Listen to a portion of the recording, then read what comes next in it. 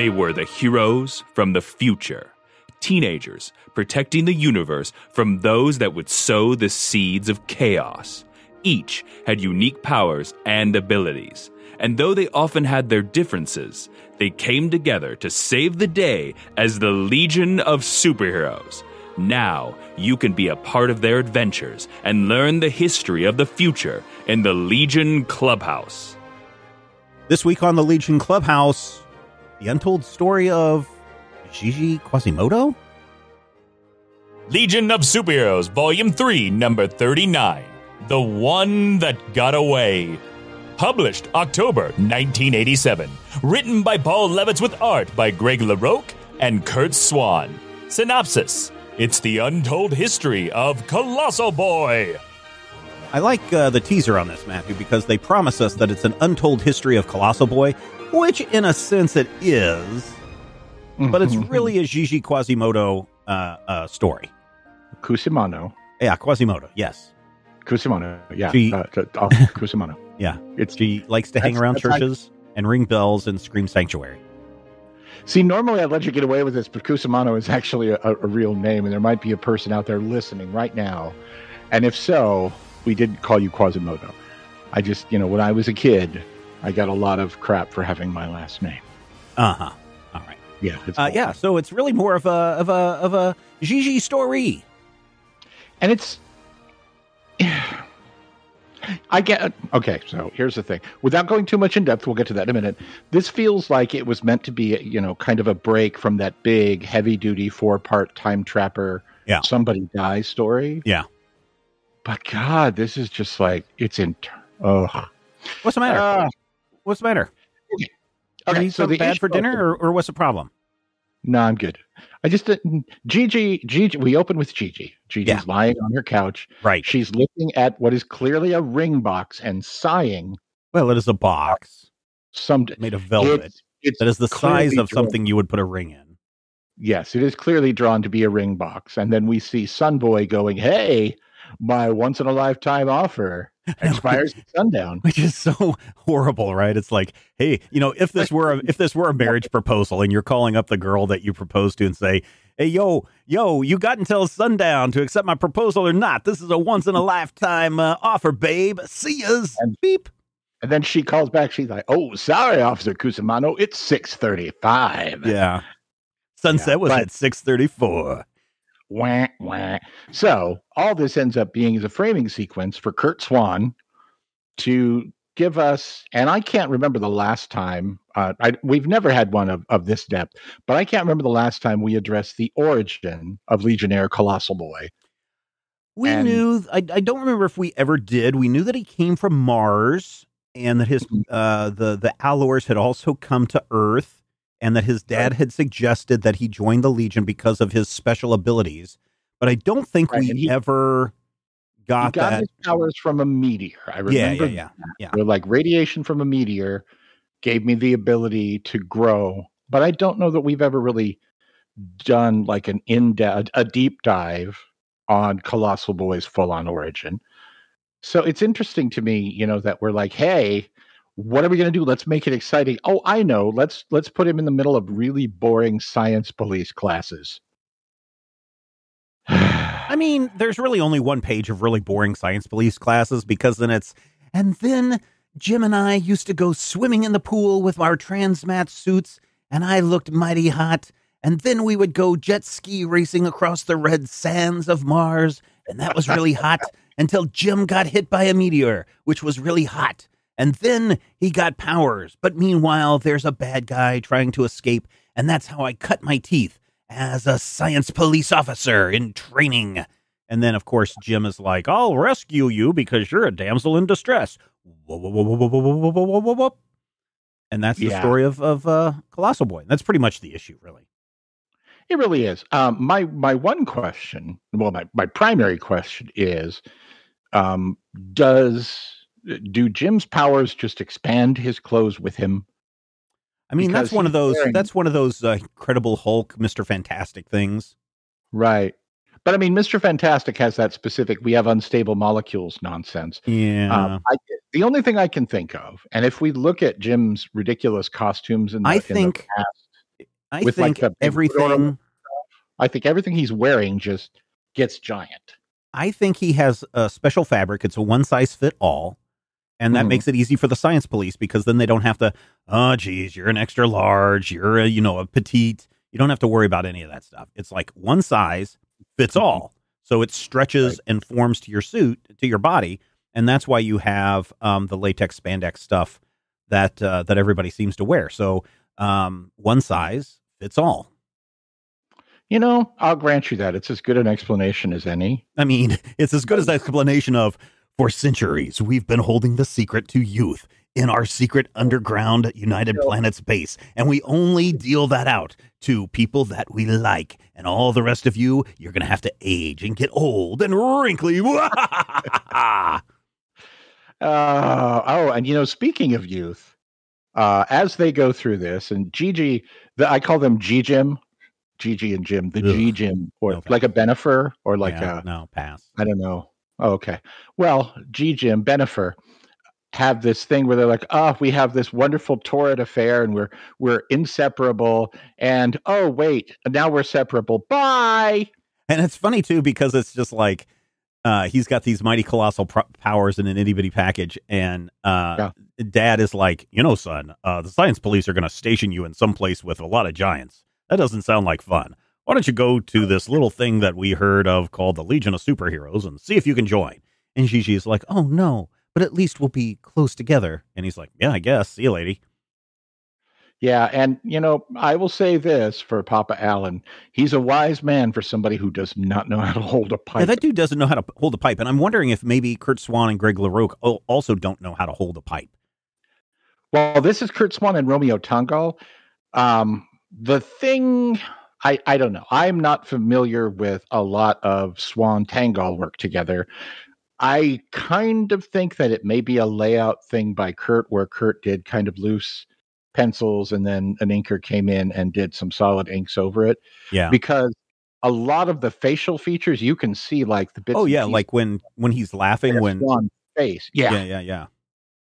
There are definite Swan faces, especially when you get to the point where he meets Chameleon Boy. Mm-hmm. Yep, exactly. But then you kind of look at the Chameleon Boy, Colossal Boy shots. Remember, Swan was drawing these guys at the time that this story was set, 20 years earlier. Right. So, yeah, but it feels like the inker has a lot more input than I expect. Yeah, if people don't know what we're talking about, imagine like when you see someone holding a pipe, they hold their hand up with their... Usually, so if they're in the right hand, the right thumb is on the outside, and then your hand cradles the bowl of the pipe, right? Right. In and then this you way, hold blowtorch underneath. Sorry. Well, and then different. But in this case, imagine kind of instead of cradling the bowl in your hand with the thumb kind of just resting on it, imagine like you're putting your index and thumb finger together. And then you're putting the pipe inside that hole. And that's how you're holding your pipe and expecting to smoke it. And it just looks dumb and weird. Like a gun. And it really looks awkward. Yeah. I wonder if there will be a letters page where someone calls this out in the future. And more importantly, if the answer is, hey, man, in the future, everybody smokes their pipes these days. I remember when I was a kid, we had to wear an onion on our belt. That was the style of the times. Yeah. I don't think it's going to happen. And no, here's the reason why. No, letters page going away? The regular Legion team of LaRocque and DeCarlo do so many weirder, stiffer, twistier things.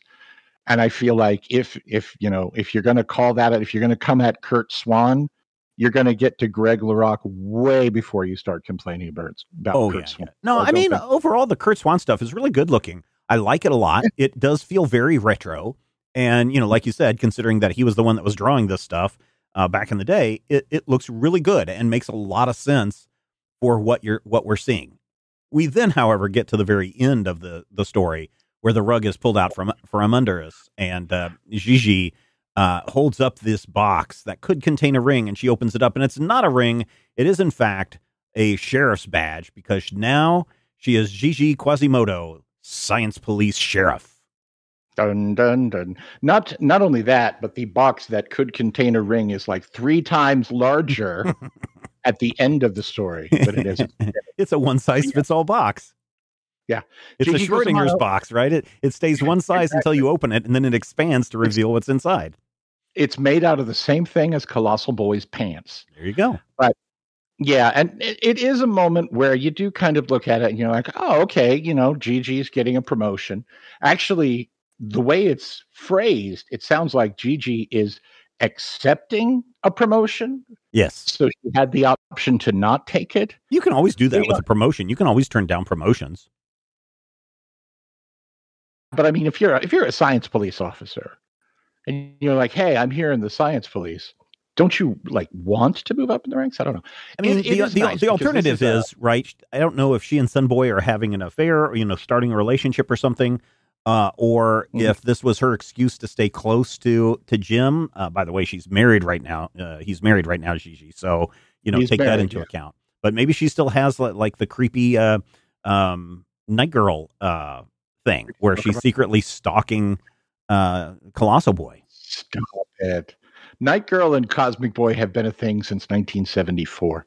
What's interesting, though, is this is Gigi feels like a minor character, but she's been part of the Legion story for like 5 years now. So it's not like this is just something that, hey, weird character, like that first appearance of Devron, where we have, Devron teaming up with Bouncing Boy. Yeah. But, speaking of Jim's wife, I had a thought, because this issue gives us a little behind the scenes of the point where Colossal Boy and Chameleon Boy join the Legion. Yeah. Like there are only 7 Legion members. So at this point in time, I'm concerned what's coming out of your mouth next, but please go ahead. No, it's okay. The members of the Legion at that point are like, hey, we're going to bring these new kids. So first of all, we get an explanation of why a man from an alien planet would name himself Chameleon Boy. Right. Because Jim is like, hey, you're a super chameleon. You're just like a chameleon. You're just like a pet that I used to own. Exactly. But this is also, we've established that even in those early days, there was a lot of anti-Durlan sentiment. Right. And I kind of wonder if, we're looking at this and this is like, hey, Colossal Boy, he's a fine, he's an upstanding young lad. He's not going to talk to somebody weird just because they're orange with pointy ears. But I kind of wonder if his friendship with Chameleon Boy may have influenced his ability to accept Gira when other people were like, oh my God, weird, crazy shapeshifter girl. Or if it's just one of those things where our takeaway is that Colossal Boy is not fantastic racist. You can be orange with antennae and you're fine with Colossal Boy as long as, your heart is pure and you have the strength of 10 men. I mean, I don't think that there's anything in Colossal Boy that would indicate that he is racist, especially coming from Jewish background and persecution and everything that went on there. So I don't think that is part of it. At the same time, I don't think, and I don't want people to think that Colossal Boy's obsession with Yira is like an obsession that certain people have for different cultures just because they're obsessed with that culture. It's like a fetishy thing. Yeah. I don't think it's anything like that. I just think that Colossal Boy is a super accepting person. In the case of Yira, he had a bond with who he thought was Shrinking Violet, right? And it turns out that wasn't who he thought he had fallen in love with, but he realized that even though Shrinking Violet or Yira looked like Shrieking Violet, the feelings and the interactions were not a copy of Shrinking Violet. And so those were the own things. And so he fell in love with her. Yeah, he fell in love with her for who she is, not what she looks like. Does that make sense? Yeah, that's what I would go for. I'm not saying you're wrong on your take on it. But I would probably just say that, yeah, Jim's pretty open-minded, as are most people. Well, I would say everybody in the Legion is open-minded. But I would say most people that the Legion hang around with are open-minded. And so racism, yes, those quote-unquote dirty Durlans is the thing that comes up, but it's by the bad people all the time. Right? I don't know if we've ever seen, yes, there's a lot of casual racism in old issues of the Legion of Superheroes. It's just part of the culture of the time, and it's just there. But the casual racism of a character is not intentional, I guess is what I'm saying, right? Right. So, and I feel like, yeah, it's hard to kind of define that, because we are looking at something 50 years before, and you're like, oh yeah, back then everybody said the N-word, and today that's not acceptable. Well, is saying the N-word because it was a cultural thing that the writers were creating, or was it inherent to the character that is saying it? Yeah. And when, at the point in time that they started dealing with the fantastic racism towards Derlins, it was already the 80s. You know, the Legion had been around for 20 years, and Guerra's experience was different than what we saw Reap go through with, with the Legion. Yeah. But, it is nice to see, because, again, they're two of the longest serving Legionnaires. Every once in a while, we see these little friendships. The Chameleon Boy, Colossal Boy friendship is actually one that I really appreciate, because it's one of the quiet ones. Mm-hmm. We don't see them always hanging out together. Yeah. But we do see, later going on, not mentioning any names, in the next 10 to 15 issues, some stuff going on. And it's nice to see, that relationship getting some retcon build up here. Yeah. As, we go into the thing, but this issue's dull. There is one thing that I was kind of like, oh, this is weird. There is, at one point, somebody is escaping, and Gigi and Jim have to bring the escapee back to prison. And the guy's like, no, USPs, meaning the science police, you science police people aren't going to bring me in. You can't brainwash me to make me better. And I'm like, wait a minute. Does the science police brainwash people? Do they send people to re-education camps? I don't think they brainwash people. But I mean, they do mention, that the science police have many people from Saturn who are telepathic on the science police. Yeah, and after the destruction of Takran Galtos a few issues ago, we did clearly see that the people on Labyrinth are no longer just, kept in cells. They are literally unconscious in telepathic fake realities while they're in Labyrinth. So I don't necessarily think that they are flat out brainwashing people. I do think that a 1980s concept of, hey, why don't we teach them a way to be better, felt like to that criminal brainwashing. And honestly, retroactively to us in the 2024, also feels like some brainwashing. Yes, no, I get that, right? Because it depends on what you think of these things in the time. So when we go back and we look at Doc Savage, and he is sending, criminals up to upper state New York for a medical procedure where Doc alters their brains so that they don't have these criminal tendencies. He's actually performing lobotomies on them. And lobotomies, bad. He's sticking a needle. I think it's probably in either the 80s Doc Savage or one of the Savage series that came afterwards, where they actually show him sticking a needle up into someone's head. And it's like, oh no, he's just scrambling their brains and cutting off their prefrontal cortex. That ain't good. And so then when we get to Legion of Superheroes like this, because we know that lobotomies are not good for people, and it's not the answer, even though at the time it seemed rather humane.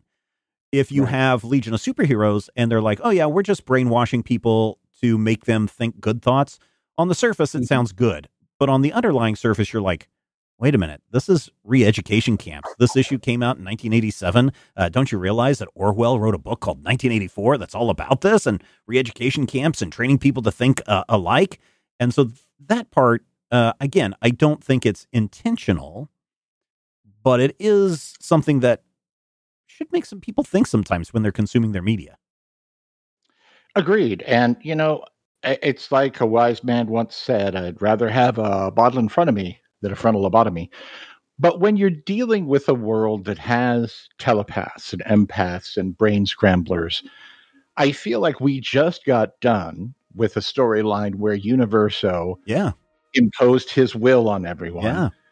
And then we come back and we're like, well, we're going to take out crime by imposing our will on everyone. Yeah. It really does feel like a mixed message. It feels like because the science police are good, Universo is bad.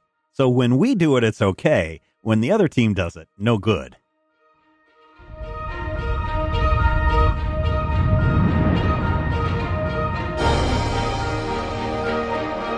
If you enjoy the show, we would appreciate your support. You can find out more and become a Legion Clubhouse member at patreon.com/major spoilers.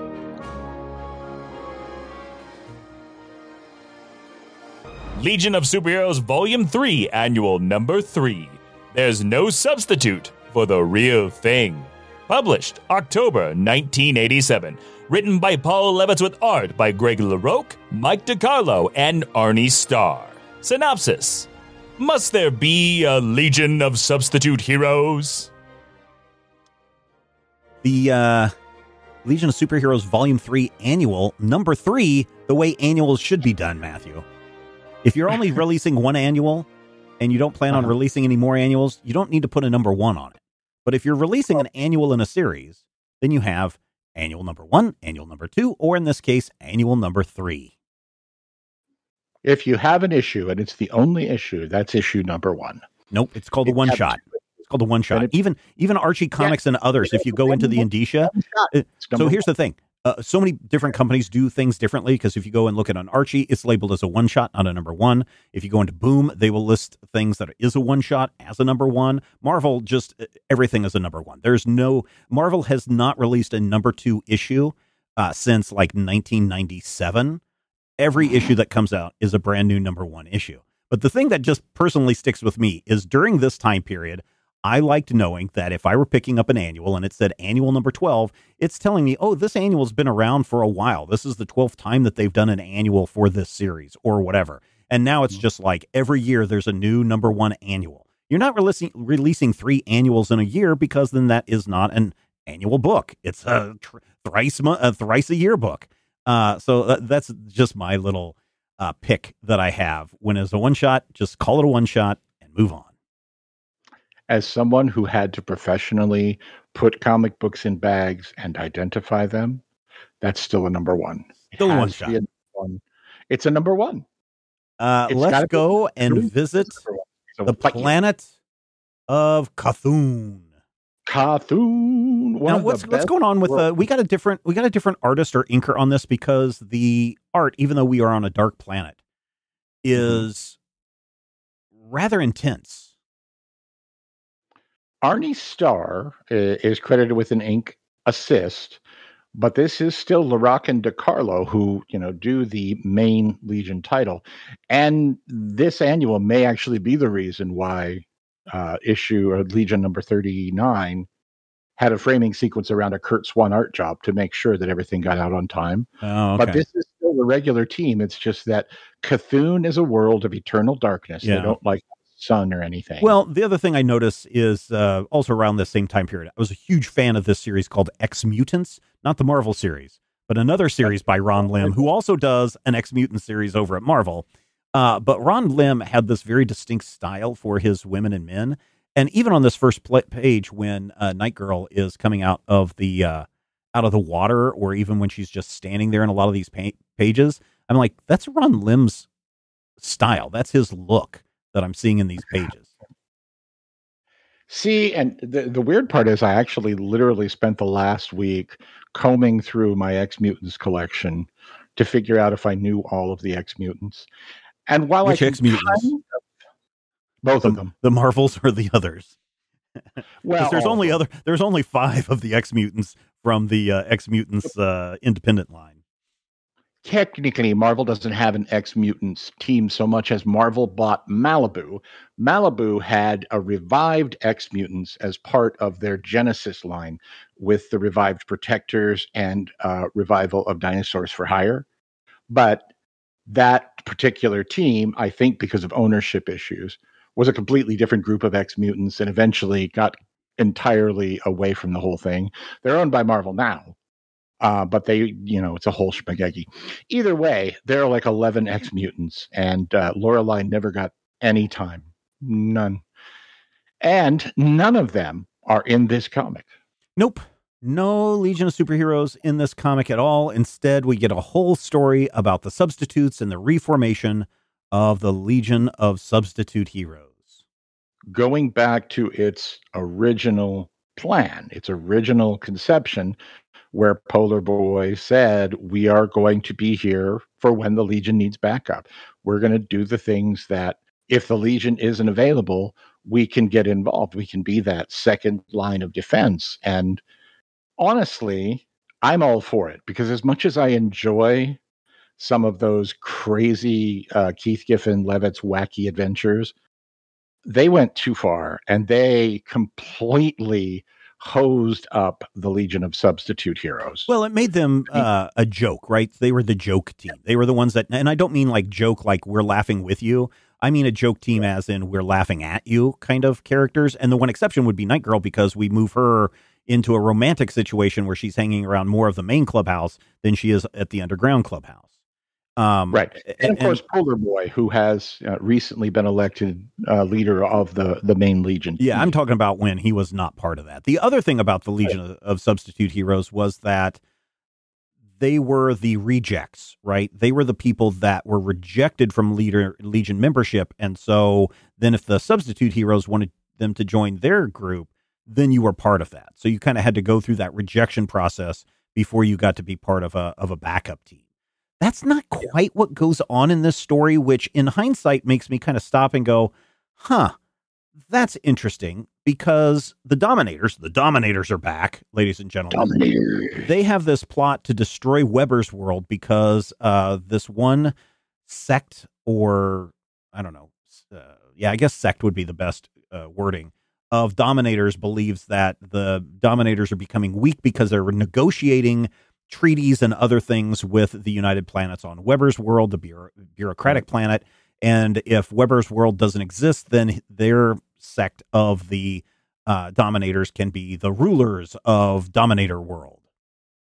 And the thing that's really obnoxious about this is the reason that there was a treaty was because of Universo. Yeah. Universo is the one who had the UP reach out to the Dominators.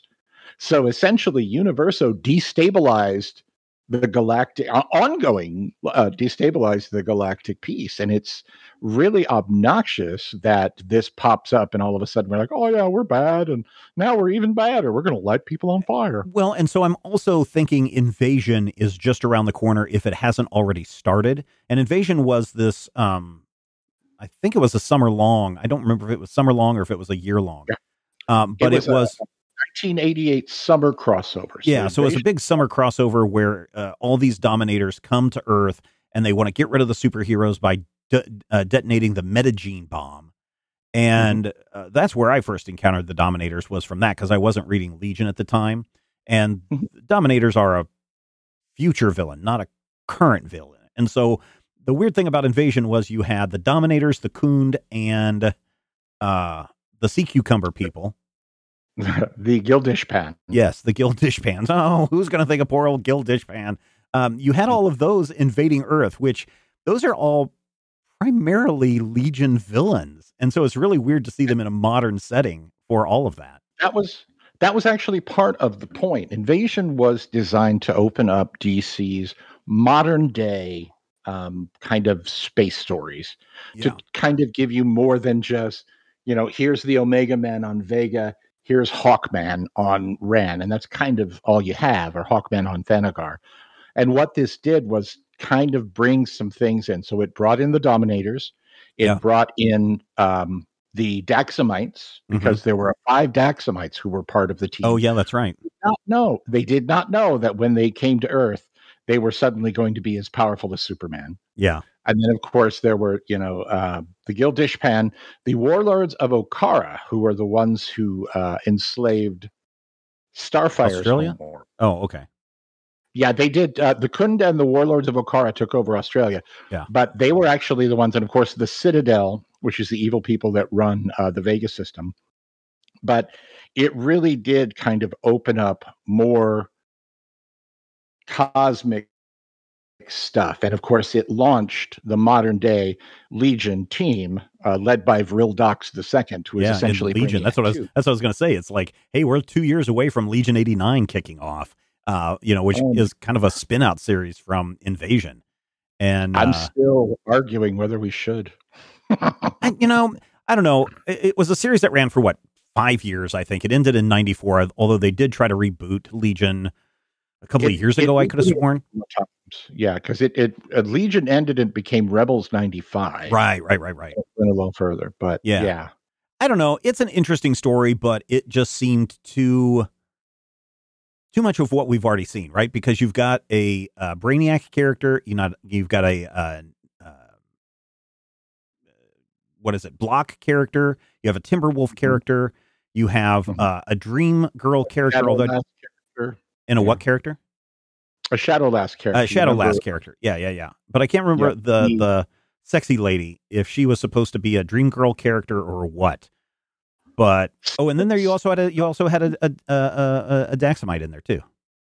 Yeah, Stealth's thing was a little weird. I don't remember honestly even what race she was, but she definitely gave you the impression. She gave you the look of kind of a Projectra or a Dream Girl. Yeah. And that was absolutely intentional. So. I think all of the designs were intentional. Like, I don't think that they didn't go into the Legion series and go, let's come up with ideas. And somebody was like, I worked all night trying to come up with things. And the only thing I could come up with that was original was Sheena Easton.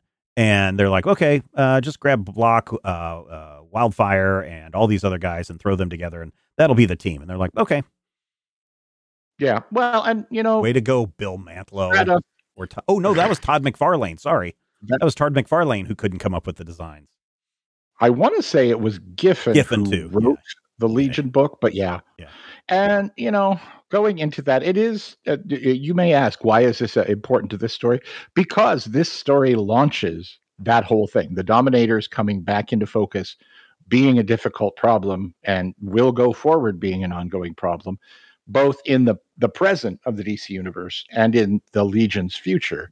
The other thing that I think is really cool about this story is that everything takes place on Cthulhu, and so they have a huge electrical supply, and somebody's draining the power grid, and so they go and they discover this secret Star Killer base on Cthulhu, and the whole thing about this is it's going to shoot an energy beam across the galaxy to go and destroy Weber's world. It's not like Cthulhu and Weber's world are planets that are orbiting each other. This is literally the plot of Star Wars Episode 7. 4, 7, 12. Yeah. Well, 7 is they're shooting it across because that's when they go and destroy Coruscant. Every third episode of Star Wars does have a planet killer. Yeah. And so I thought that was rather interesting. But then when you just have in this issue, we see a big round thing come into frame, and you think that's no moon. Yeah. Oh no, it's Chuck. Yeah, it's Chuck Tane. So here we have. So Cosmic Boy and Night Girl are on Cthulhu, and they discover this, and they send out the signal. Meanwhile, everybody's on Weber's world or doing whatever the heck they're doing. So the only people that can show up are Chuck. We've got Karate Kid 2. We've got Comic Queen. We have Bug-Eye Boy, and I forget who else. Vizilad is the Bug-Eyed Boy. He doesn't actually come with them to Cthulhu, but he's one of the new members of the Legion Academy. There are several new members to the Legion Academy, including one guy who never, ever gets mentioned again or named. So I'm pretty sure he dies in this issue. Yeah, so here's the thing. All of these heroes go together and they fight a bunch of Slimoids with the Dominators, and of course their technology is so weird that it looks like a Cthulhu monster that is doing all the computations for them, which they might. Math is very non-Euclidean in parts. Then they go into another dimension, which, again, very much like what we see in Ant-Man and Wasp and the Quantum Mania. We go into the Quantum Verse because that's how the Dominators are traversing great distances in a relatively small amount of time. They fight their way out of that, and then they decide, oh, yes, we are going to be the backup team. And the thing that's wrong with me in this is that these are still Legion cadets. They still have the ability to become Legion members. Why would you quit the Legion of Superheroes training program to go and be the backup team? That's the part that seems really weird for me, because these could very easily, they're one, big fight away with the Fatal Five away from being promoted onto the main team. Unless that's the whole point, is that the Legion of Superheroes has created the Cadet Academy to make sure that no one else can recruit these heroes, because everyone who's in the Cadet Academy has this belief that someday they will become Legionnaires, And the truth is, they never will. The Legion Academy is not designed to create legionnaires. It is designed to train people in their powers. And it's something that it comes up a couple of times. It came up when Magnetic Kid wanted to join the first time. Mm-hmm. It doesn't come up again during this run, but it comes up during the retro boot run when this Legion comes back after 2 different reboots, where they talk about the role of the Academy is sometimes to train people. Like Shadow Kid will never be a Legionnaire because the Legion has a no duplicate power rule. Yeah. Sorry, Monel. Sorry, Superboy. Sorry, Supergirl. Yeah, exactly. But if you, well, and I mean, those guys are grandfathered in. If you look at the team, Power Boy has duplicate powers. I don't remember if Power Boy's density thing is a unique power or not. Laurel Gand, who, by the way, in this issue, and I don't know if it's a cool touch or a creepy touch, stops being naked and starts wearing Superboy's full costume. Full costume or Supergirl's. Well, it's hard to tell because the only time we see her is in kind of like a monochrome image. And so it's hard to tell whether she's just wearing pants. Trunks and she has the boots. Yeah, well, she could also not be wearing anything in between that, right? Bare legs. Well, sure. But it could be shorts. Either way, she is wearing. She's wearing. She's finally dressed. She finally decided on a costume. It is the only time that she wears this particular costume. Oh, really? Interesting. Yeah. I don't think she ever wears this again. Well, and there's a reason. We'll get to that reason in a couple of episodes, but there's a reason why that comes up again. But I do, speaking of costumes, hate Karate Kid 2's costume. Oh, me too. When drawn by LaRocque and DeCarlo. I loved it when it was in that issue where Lytle was taking, Timberwolf and beating people up. Yeah, I think it's too busy. I think that's the problem. I think there's too many blacks. And with the lighter hand of Steve Lytle and whoever was inking him, it looked cool. It looked like, hey, he's always in motion. It's got these weird patterns. And here, he just looks weird and twisted. Yeah, I think the problem is the design on the front is too busy, so it conflicts when his arms with the guards are in front of his body. It looks weird, and of course that makes it harder for foreshortening and shadowing and everything. The problem is, and if you look on what page is it in? If you look on page 35, where he's punching the Dominators out with his mystical powers, punchy powers, if you take off the front design of his costume and you just either leave it red or you put a big K or something on there, the 2 profiles that we see of him in this shot could easily be Nightwing before he lost his Elvis collar. Now, remember, this is 5 years before Nightwing lost his Elvis collar. I know, that's what I'm saying. It's very much looks like a Nightwing design. Definitely. Or a more modern Nightwing design, if you wanted to even say that. If you look at page 39, you see both my complaint of the twisted anatomy and your complaint of the weird, way too busy. Yeah. Combined with our old complaint of the fact that as an Asian character, Mig is drawn like not bright yellow, thankfully, but very almost as yellow as Comet Queen. Well, no, on mine, it's the coloring is not as distinct. Okay. It is definitely a more peachy color to the pinky color of Cosmic Boy and Bouncing Boy. Yeah. Yeah. And you know what else? Speaking of weird nepotism, when we get to the end and the team is formed, right? It's like, hey, here are the 4 heroes who fought alongside me, Colossal Boy, a founding Legionnaire, and also Chuck's wife. And we are now the Legion of Substitute Heroes. And I'm like, well, why couldn't Lornu come and be part of this? Why can't we, get Lornu out there? Because she was also on a monitorish duty with the cadets, right? I think the thing that's weird is we get a completely new redesign of Duo Damsel in this issue, where in past issues, yes, you've got the orange and purple costume, but in past issues she's had a brownish colored hair, not a bright orange hair, and the costume is more of a almost a metamorpho design. Not that she has different body parts, but that split down the middle, purple, orange, and then it's kind of just no design or no pattern on it. It's like a featureless bodysuit, whereas the previous. This is a costume that I feel like debuted actually in Who's Who. Oh, because maybe.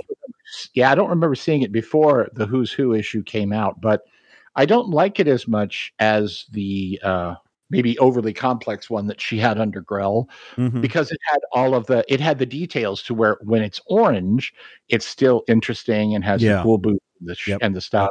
And when it's purple, it's still interesting. Whereas this one is just like half orange and half purple. Yeah. Then she splits, and you have a purple girl and an orange girl. I'm just They both have bright red hair, which also threw me. And then the hair design is different from what we've traditionally seen with got that. swoopy hair by Heralds of Swoopy World. Yeah, it's really weird. It threw me off because I'm reading that panel and you see Cosmic Boy saying, "Good to see you too, Duo Damsel," and I'm like, okay, which one is? Oh, that's Duo Damsel. Weird. And maybe it doesn't work in mono, and it doesn't work whenever they show them together as a team on the last page. Yeah, it's tough. It's a bad suit. And Mig doesn't become a member. That's also kind of bad. He got to use his powers at one point to unclog a drain or something, but he doesn't get to be a part of the Substitute Heroes. He does. Yeah, he's in the substitute team at the end of the issue is Rock and Lita, and then Chuck and Lou, if you go and Mig and Comet Queen on the bottom of page 42. Nope. We're the Legion of Superheroes. No, I'm talking about Bug-Eye Boy. Vizilad. Yeah, Vizilad. He's not part of that team. Yeah, Vizilad did not go to Cthulhu with them. He was so that's too bad. That should be a lesson. That should be a lesson to all you kids with thick glasses who just want to sit on the sidelines and not participate. You need to get out there, nerd, and you need to participate so you can be part of the second tier squad. They let the fat guy actually be heroic. I mean, they can only allow one negative stereotype per team. Is that it? Exactly.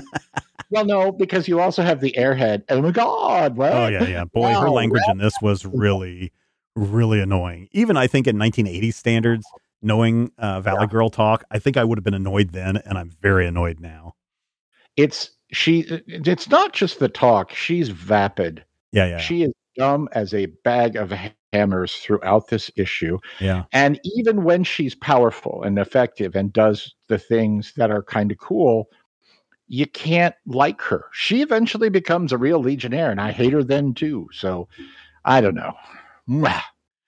So you didn't like the Secret History of Gigi because you thought it was too boring. I thought it was okay. I thought it was an okay issue. I thought it was just a weird, let's fill in the gap kind of story. Like, let's answer questions nobody asked. This one, I was just more confused about, these guys will never become Legionnaires, so they're just going to form their own team. Was it a cool adventure? Yes. Does it feature the Dominators? Yes. Is it important of things to come? Most definitely yes.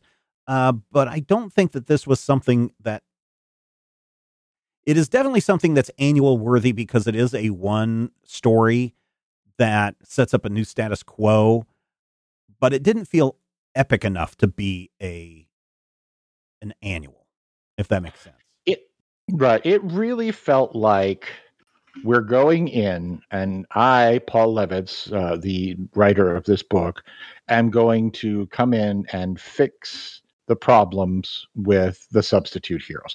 And remember, the substitute heroes only became a joke in 83, 20 years after they were established. Yeah. They were only a joke for about 4 years, but they were such a joke that even now you can't swing a cat without some internet listicle going, oh my God, these guys suck so much, you guys.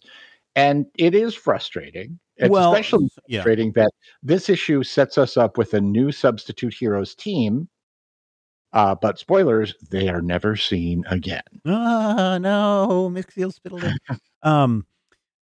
I think it's weird because, again, and I think part of the problem when we look at, oh my gosh, Legion of Substitute Heroes are bad, or you thought Legion of Superheroes were bad, look at Arm Fall Off Boy. And I think a lot of it is access to old material because except for those hardbound Legion DC collections, which were way overpriced for too few stories, too few issues in there, like $50 or whatever it is. It may have been 35. You know which ones I'm talking about? Yeah, the DC archive thing. Archive edition. Yeah. You didn't get enough material for the price, and so I think a lot of people didn't access it that way.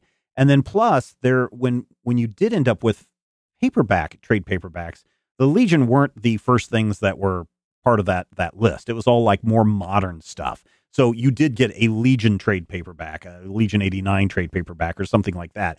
But like for context, I think a lot of people miss those really early old issues because they're just not in circulation and they're not in collected editions or anything like that, that are easily accessible. So people only have this very limited window of how they know the Legion.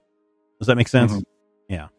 I do. I will argue anyone who wants to come at me that Arm Fall Off Boy is a perfect example of what he was meant to do. Most importantly, Arm Fall Off Boy does not yet exist at the time of this Legion issue. His first appearance is in 89. Yeah. So it's still in the future. That's what I'm talking about. Limited access to characters. He was designed specifically to be a silly joke character making fun of some of the early Legion designs and the early Legion ideas. And as that, he is just like chef's kiss perfect. Mm-hmm. And, if you see him in the Suicide Squad, you'll be like, oh my gosh, ha ha, in joke, Arm Fall Off Boy. But you also realize that character, they have literally powered him up. Yeah. And they've never used the name Arm Fall Off Boy either. Yeah. So they call him Detachable. Yeah, Detachable, yeah. It's the same guy. Next time on the Legion Clubhouse, an unexpected visitor arrives and causes untold chaos. Oh, it's going to be hilarious. That's next time on the Legion Clubhouse. In the meantime, why don't you head over to our Patreon page, patreon.com/major spoilers. Kick in a few bucks. Keep this show going far into the future. Thanks so much in advance. The Legion Clubhouse is a production of Major Spoilers Entertainment, LLC, and is produced by Steven Schleicher. Your hosts were Matthew Peterson and Steven Schleicher. You can follow Matthew at Mighty King Cobra and Steven at Major Spoilers. You can follow this podcast on Twitter at Legion Clubhouse. If you have questions or comments, send them to podcast@majorspoilers.com. I'm Jason Inman. Until next time, eat it, Grandpa. This podcast is copyright 2024 by Major Spoilers Entertainment, LLC.